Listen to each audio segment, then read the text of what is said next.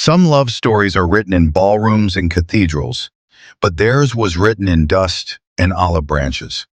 In a small Syrian village, far from chandeliers and red carpets, a different kind of wedding is about to unfold. Gloria Johnson, the missionary's daughter with the golden heart, has spent her days teaching children, wiping away tears, and praying in the shadows of war. Lieutenant Ethan Matthews, the quiet soldier from faraway Kelowna, has walked these same streets with boots full of dust and a heart full of unspoken promises. In a world where bombs once echoed louder than church bells, two hearts dared to believe that God could still write, happily ever after, in the middle of chaos. No designer dress, no diamond ring, just a simple gown, a clay church, a village that has adopted them as its own, and a God who stitches miracles into the most unlikely valleys. Today, in episode 3 of The Story Behind the Glory, The Wedding in the Valley, we step into the day when Gloria becomes more than a teacher and Ethan becomes more than a soldier. We'll walk with her down a dusty aisle, stand beside him at a humble altar, and watch heaven smile over a love that refuses to surrender to fear. Before we begin this unforgettable valley wedding, please take a moment to like this video, share it with someone who believes in God-written love stories, and subscribe to the channel so you don't miss what happens after the vows are spoken. Now, let's return to the valley, where love waits at the end of a clay aisle. Time passed, and in the midst of chaos, love grew quietly between Gloria Johnson and Lieutenant Ethan Matthews. It was not the kind of love that arrived with flowers, candlelit dinners, or promises wrapped in comfort. No, theirs was a different kind of love, the kind that is born in the shadows of uncertainty, built from shared fears, whispered prayers, and the steady courage of two hearts learning, slowly, to trust again. Around them, the world still shook with gunfire and rumors of war. Yet here, in this small corner of Syria, God was quietly writing a story, not with ink on paper, but with lives intertwined in ways no one could have predicted. Gloria and Ethan did not fall in love all at once. Their hearts did not collide in a single moment. Instead, like the olive trees that take time to root deeply in rocky soil, their love grew slowly, carefully, watered by patience, strengthened by faith. Every morning, Gloria carried the light of her classroom like a candle against the darkness. While the world beyond the village wrestled with fear, she walked into that schoolyard with a quiet resolve. A young Nigerian-American missionary girl in a foreign land, yet somehow perfectly placed in the center of God's purpose. The villagers had begun to call her the teacher with the golden heart. It was not a title she chose, but one she earned. With every lesson she taught, every bandaged knee, every gentle correction, every whispered prayer over a frightened child, the name settled over her like a robe of honor, as if the sun itself had just walked into the courtyard. Their faces lit up at the sight of her, their small hands reaching for her fingers, her skirt, her attention. Mothers, tired, brave, and weathered by years of uncertainty, began to offer bread in gratitude. Simple loaves, still warm, wrapped in cloth. For them, Gloria was not just a teacher, she was a lifeline, a reminder that even here, in a valley touched by war, God had not forgotten them. Gloria did not see herself as a hero. She saw herself as a servant, a vessel. But heaven saw more.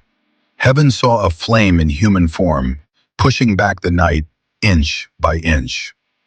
Yet for all the joy she poured into her days, there was one rhythm that made her heart beat differently. Every 2 weeks her world changed color. It began with a sound, the faint growl of a distant military truck winding its way toward the village.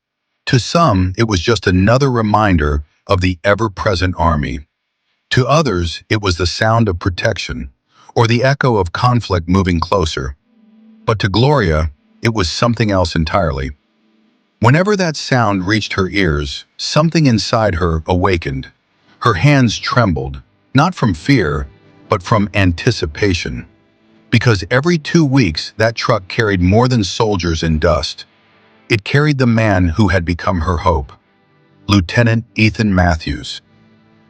While the village welcomed the soldiers outside, inside the small mission home, another kind of story was quietly unfolding.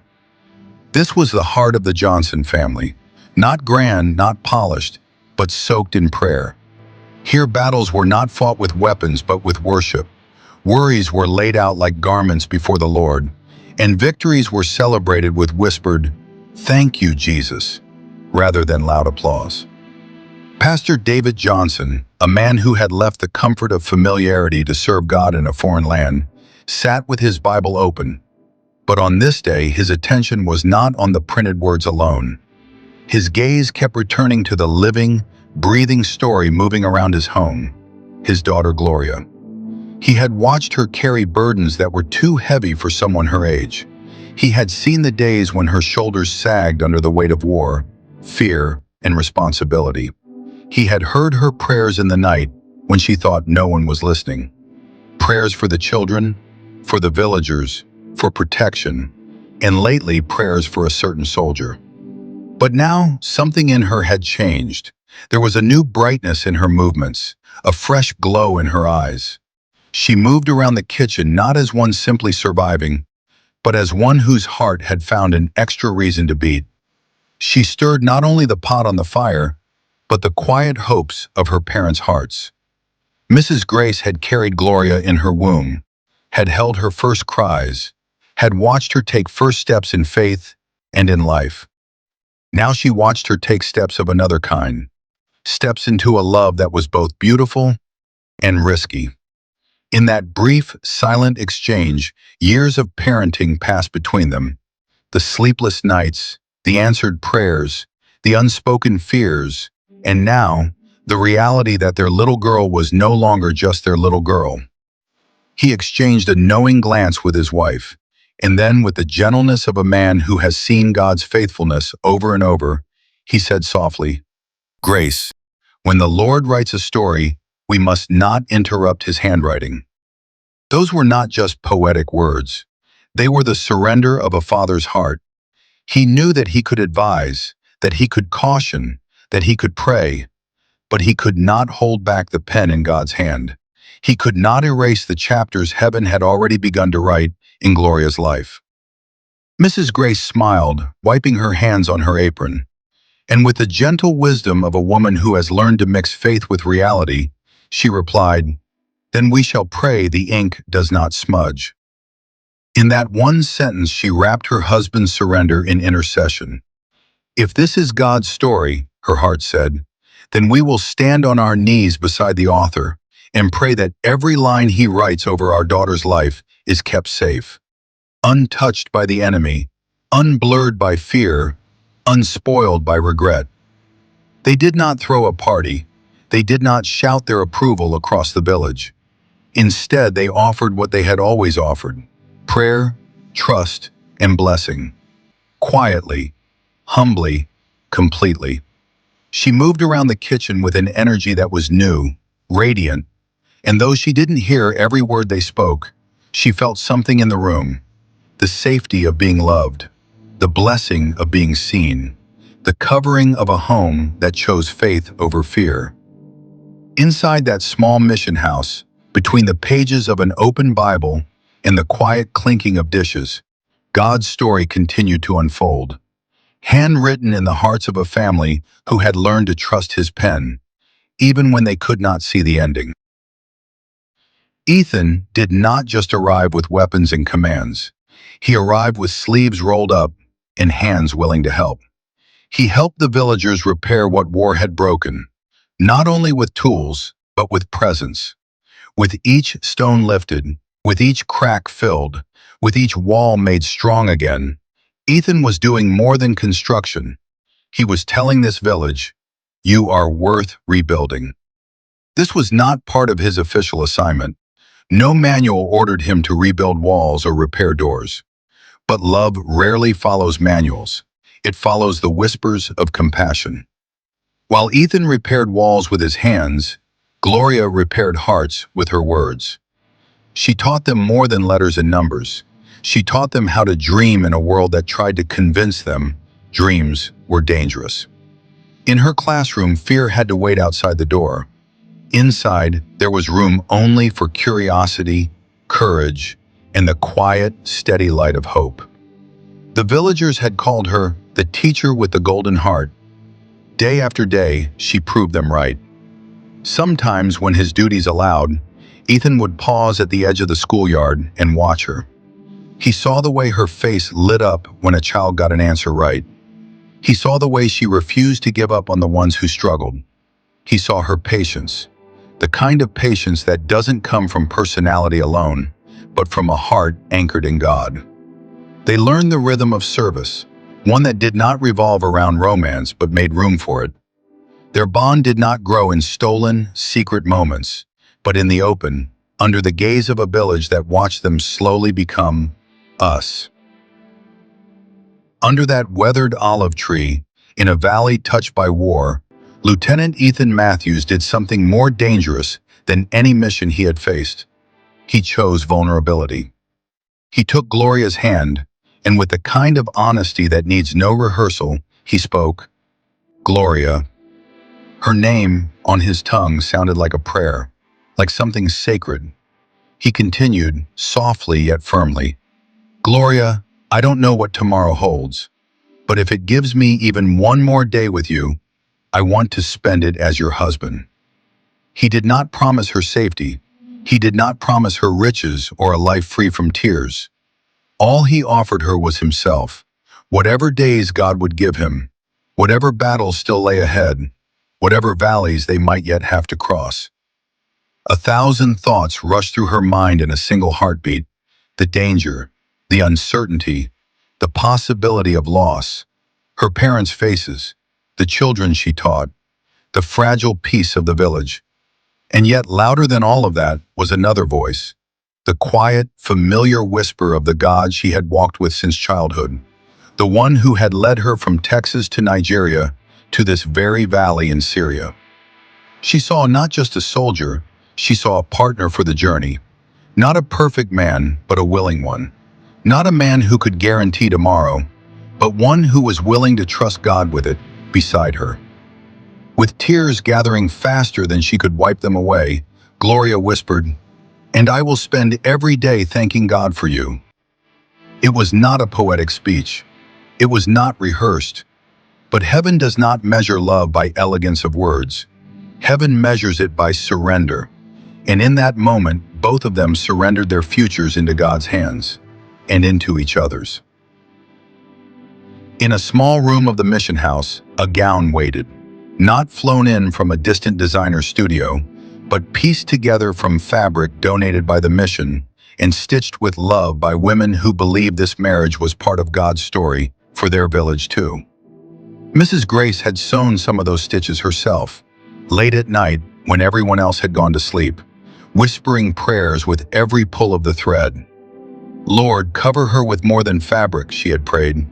"Cover her with your mercy, your favor, your peace, and your glory." Gloria stopped at the sight of the dress. It was not extravagant. It did not sparkle. But to her, it looked like a miracle, the visible sign of a promise answered. There is a sacredness to the moment when a mother dresses her daughter for marriage. It is both a release and a blessing, a letting go and a sending forth. Mrs. Grace fastened each button as if sealing prayers into the fabric. With every touch, she was saying goodbye to one season of Gloria's life and welcoming another. She did not see perfection. She saw God's faithfulness. In every stitch, every beam of light, every tear she could barely keep from falling. So many memories passed between them in that silent look. Scraped knees bandaged, late-night talks, whispered prayers over teenage tears, the day they left home to come to this mission field. And now, this. She did not say, "Don't go." She did not say, "I'm not ready to lose you." Instead, in the language of mothers who trust God more than their fears, she simply smiled and let her eyes say what her heart was singing. "You are beautiful, and you are blessed." In the next room, Pastor David Johnson was fighting his own battle, the battle between a father's instinct to hold on and a shepherd's calling to let go in obedience. He had married other couples before, standing at altars, blessing unions, declaring words he fully believed. But today, those same words would be spoken over his own daughter. And that was different. His tears were not of regret.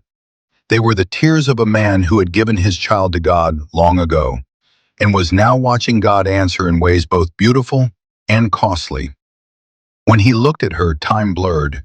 He saw the baby he had dedicated, the teenager he had counseled, the missionary he had watched walk bravely into this valley. And now, the bride God had formed out of all those seasons.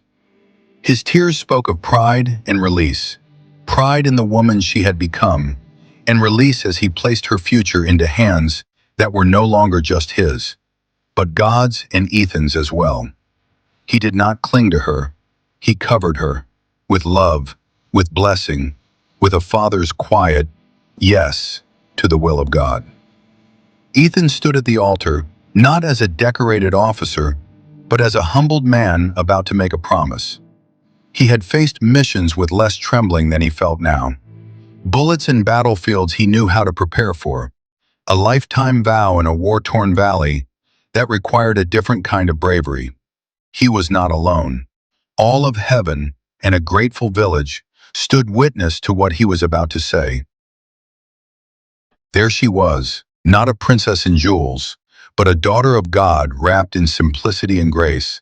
White gown, simple veil, trembling heart, and yet to Ethan, she looked like the answer to every unspoken prayer. As Gloria stepped into the church, time seemed to slow. Each step down that narrow, decorated aisle was more than a walk. It was a journey, from one season of her life into another. In that simple exchange, one hand to another, a lifetime of fatherhood met a lifetime of partnership. It was not dramatic, it was not loud, but it was holy. As Pastor David lifted his Bible, the air itself seemed to still. Every heart leaned forward at once. He did not stand there as only a pastor. He stood there as a father, a shepherd, and a witness, holding the word of the God who had brought them all to this moment. He reminded them, and everyone watching, that marriage is not built on feelings alone, but on covenant, on promise, on the God who stands between two people and says, I will be with you both.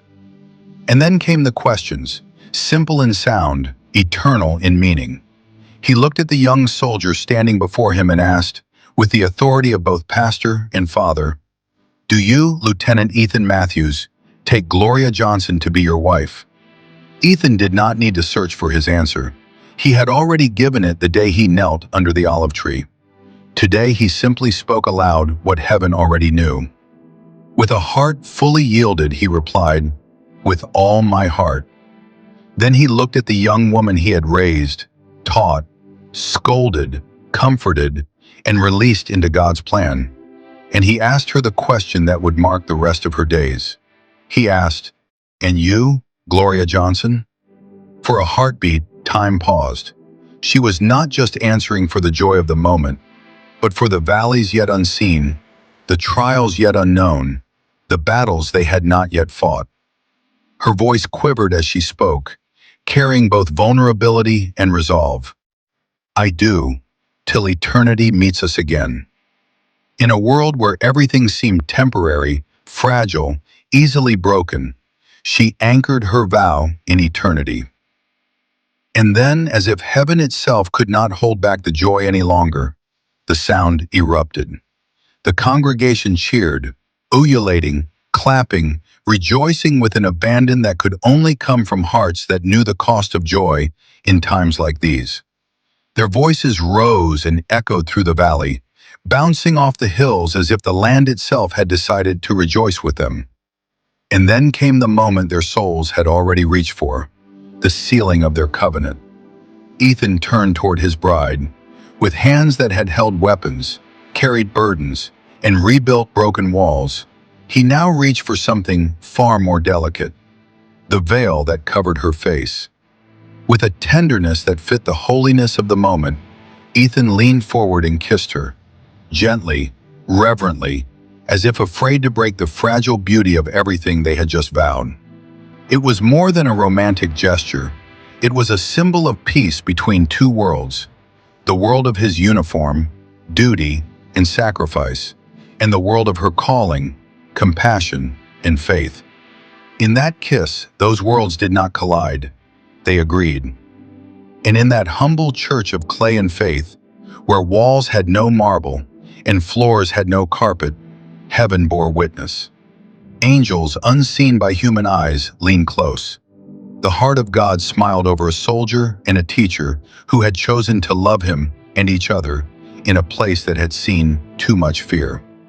There were no chandeliers, no string quartets, no expensive decorations, but there was love, pure, resilient, unbreakable.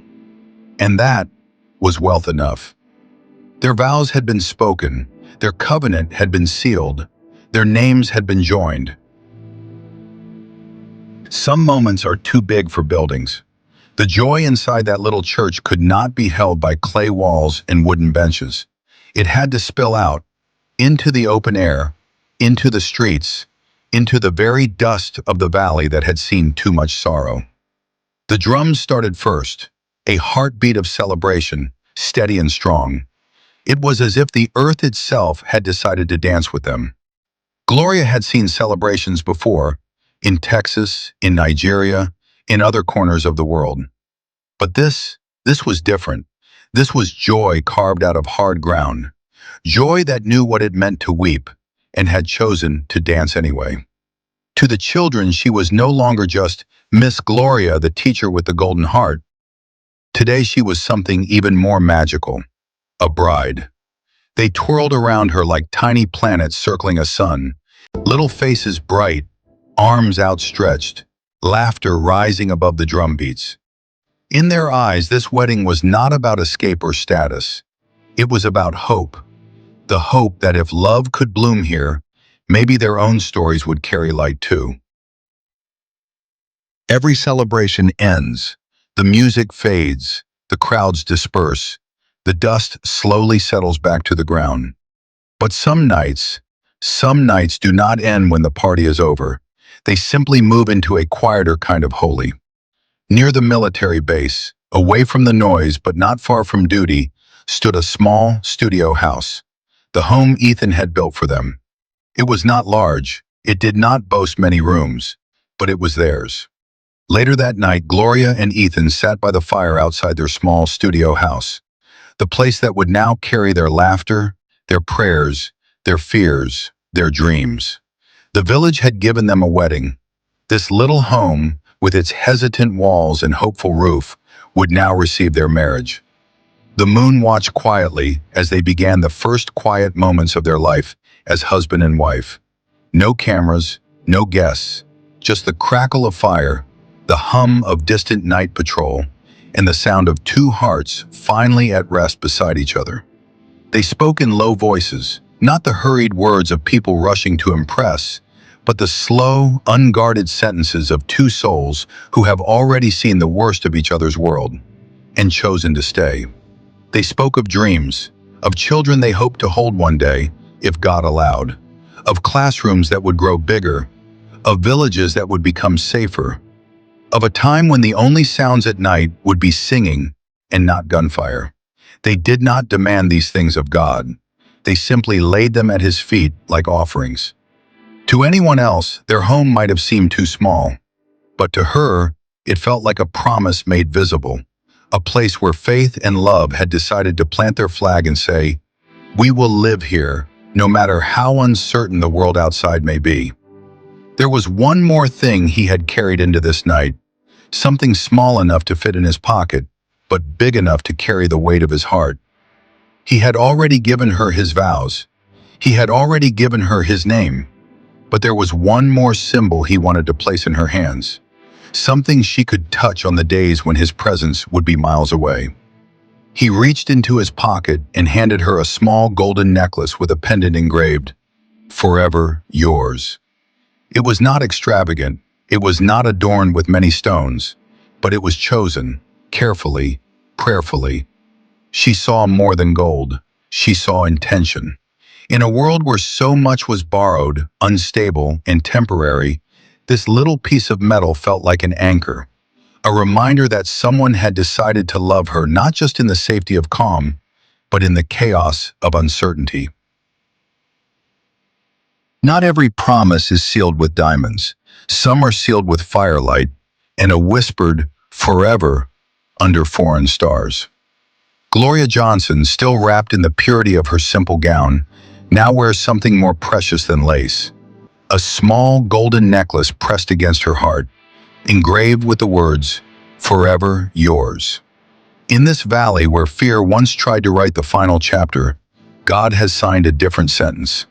Love can bloom, even here. Their wedding did not silence the war, but it lit a flame that the darkness cannot easily swallow. Under the watchful eyes of heaven, Gloria did not just become a wife. She became part of a promise that would echo beyond time itself. If this wedding in the valley touched your heart, please like this video, share it with someone who needs to be reminded that love and faith still win. And subscribe to the channel so you don't miss the next chapter in Gloria and Ethan's journey. This is not the end of their story. It is only the beginning of a glory that will cost them everything and prove that God wastes nothing.